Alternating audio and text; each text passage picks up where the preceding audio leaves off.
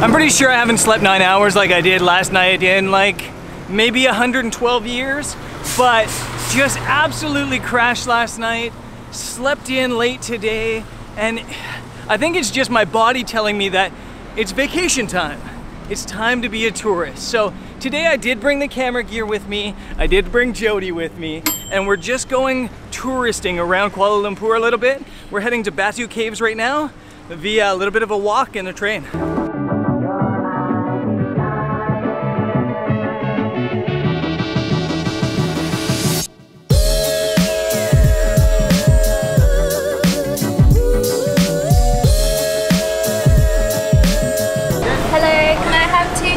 Batu Caves, please.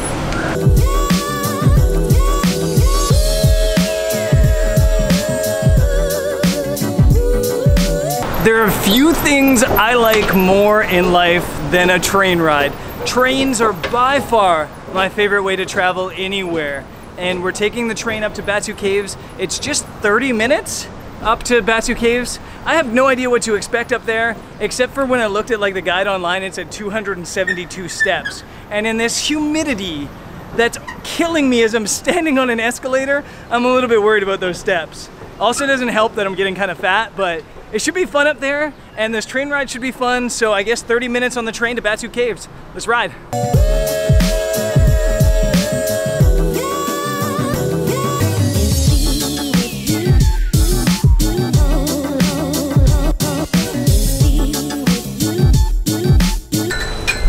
Hello. Basically all the teas. Which one's the most delicious of these three? Me. That one? Yeah, mine. Of course it is.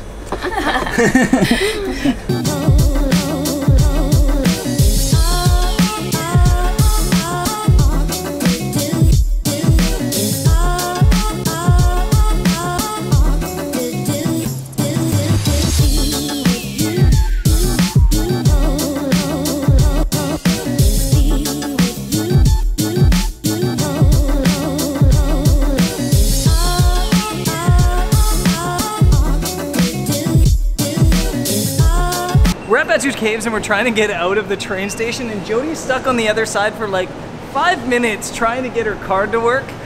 It turns out she was trying to get through with her room key. Absolutely great moment here in Kuala Lumpur. So now that Jody got through the gates of Mordor, we're now at Batu Caves, or the entrance to Batu Caves, and I know very little, if not nothing, about this place. And I'm hoping it's cool. There are these giant caves. There's like, I think like maybe Hindu statues, temples around it. And it looks really cool from the photos. I have my camera gear, as I mentioned. I don't know if I'll bust it out, but I'm definitely gonna film this experience because it does look really, really cool. So I guess let's buy tickets and jump into Batu Caves.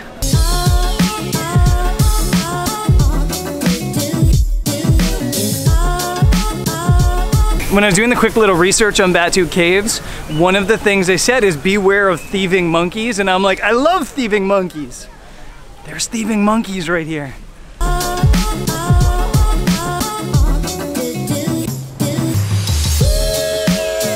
As much as I love thieving monkeys, and I hope that you guys love thieving monkeys too, don't feed the monkeys. It just makes the monkeys dependent on you, and then if the tourists stop coming to a place like this, the monkeys, they die, or it's just not healthy. So don't feed the monkeys, even if it seems like a fun thing to do. Do it for me. No, do it for the monkeys.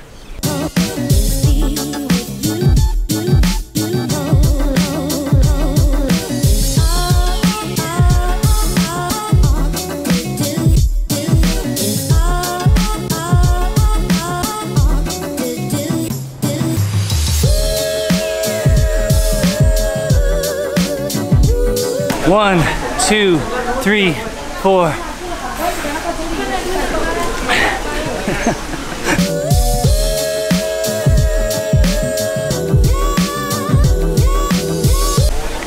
Wanna be my friend? We can go on parties together? No, that's a water bottle. You can't have that. This monkey hates being photographed. He's always like posing, and then as soon as Jody pulls out her camera to take a picture of him, he turns his back on her. He's the rudest monkey ever.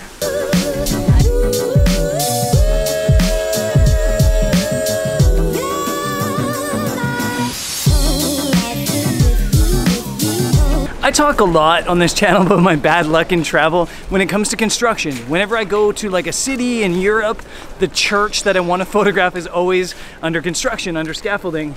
That's happened here in the middle of Batu Caves. The big temple is under construction right now, covered in scaffolding.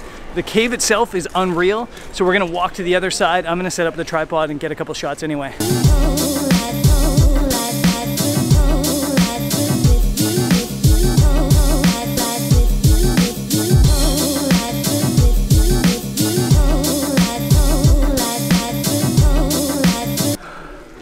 I'm sweating like crazy. Totally, honestly, it's really incredible here. It's absolutely beautiful, but it's not really worth taking a photo of just because there's just so much construction and it's kind of a mess in here construction-wise, and you're not gonna sell a photo of a place that's under construction like this anyway, so I'm kind of just enjoying it, trying to focus on the nature and the cave and everything because that aspect is really, really cool, and even with the construction, totally worth a visit.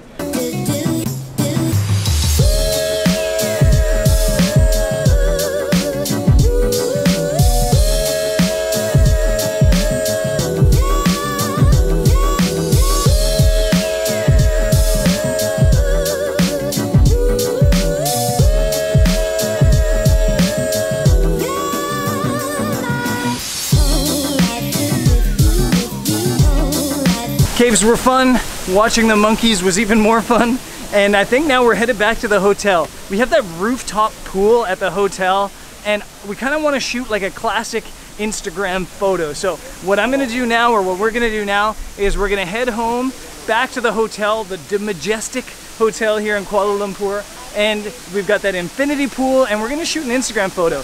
Hopefully they let us shoot professional cameras at that pool, because some of these rooftop pools, they don't let you bring the big camera. If you've been following the channel for a while, you might remember I got kicked out of a pool in the Philippines for using my big DSLR and the tripod. So we'll see what happens, but the goal of this afternoon is the rooftop pool, the infinity pool, and a cool Instagram photo, and I'll walk you through shooting that photo when we get there.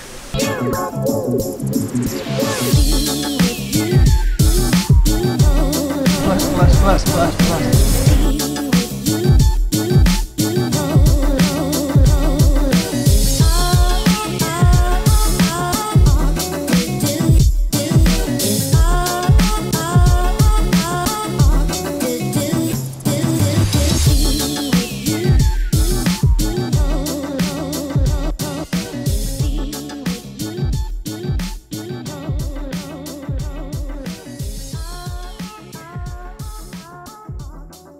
I am here in the future, and that usually means that there was an audio problem, and there kind of was an audio problem. So I think that instead I'm kind of just gonna walk you through shooting that Instagram image at the infinity pool, and then maybe talk about Instagram in general. So getting to this photo, the concept's really simple. The concept is Jody in the pool with Petronas Towers and a really obvious landmark of Kuala Lumpur in the background. Now, to get that style image, you need the telephoto lens.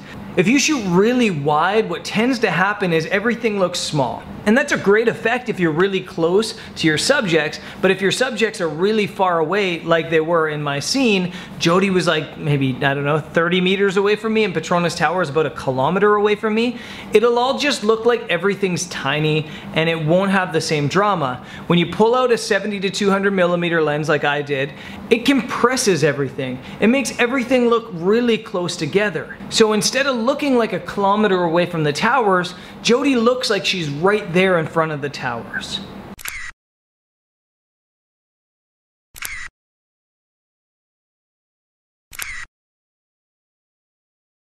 The towers look bigger, it gives scale, and that's the type of photo I wanted to shoot there. And I think that's the type of photo that works really well on Instagram.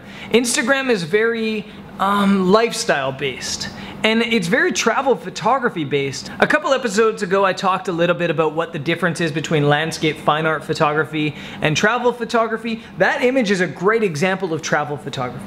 Travel photography are images that are inspiring people to travel to a certain destination. And I feel like Instagram in general is a platform in which you're creating images trying to persuade people to live a certain lifestyle, whether that's fashion or travel or business, no matter what it is. I think that's the power of Instagram. The power of Instagram is creating imagery that makes people want to visit certain places or live certain lifestyles. And for me especially, those travel style images really do the absolute best on Instagram. And you might be saying it doesn't really matter if you do good on Instagram or if you do get a bunch of likes on Instagram. It matters. Travel photographers have to make a living.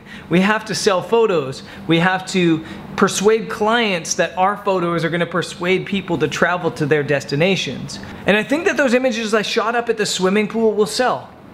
And that's the goal. It's to make a little bit of money every day and to keep on living this travel photography lifestyle that I just love doing. So after Jody got out of the pool and the kind of blue hour faded away, I also shot a couple images without a person, a little bit wider, a little bit different, long exposure, 30 seconds, f11, I think, if I'm remembering correctly. And I'm gonna share those images with you guys at the end of this episode. I'm calling this an episode. Tomorrow I'm starting the journey to Chiang Mai, so there's gonna be a vlog from Chiang Mai and the Lantern Festival, which I got to photograph the other day and it was unreal. That episode's coming up tomorrow. Then there's an Inca Octopus coming up on Saturday. And I guess that's it for today. I'll see you guys later.